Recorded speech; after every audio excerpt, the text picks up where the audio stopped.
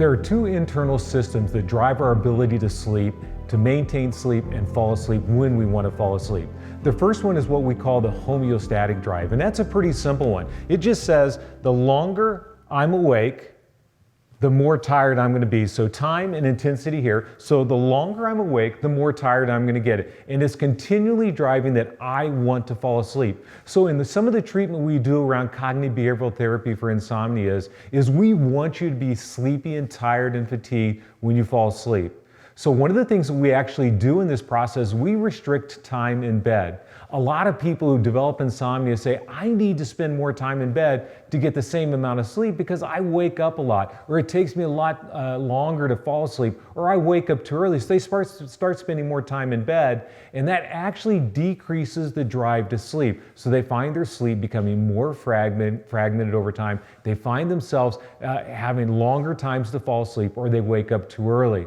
So one of the things we're going to do is we're going to restrict time in bed so we can develop this strong drive to sleep.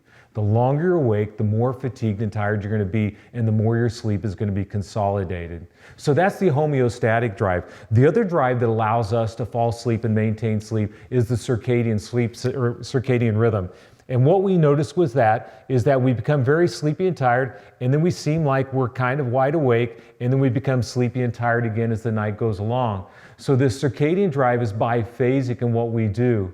So one of the things that'll happen with that is if you start changing the times that you fall asleep, or start changing the times that you wake up in the morning, what that does, it sets you into what we call this eternal kind of jet lag. And if you've ever noticed that when you've traveled overseas or traveled over multiple time zones, it seems like when you should be asleep, you're awake, and when you should be awake, you kind of feel sleepy. That's because we've had this shift in our circadian rhythm in the time we should be falling asleep, maintain sleep. So one of the things we do with cognitive behavioral therapy is we want to maintain consistent wake time, consistent bedtime. Night after night after night, we need consistency because our circadian rhythm demands that.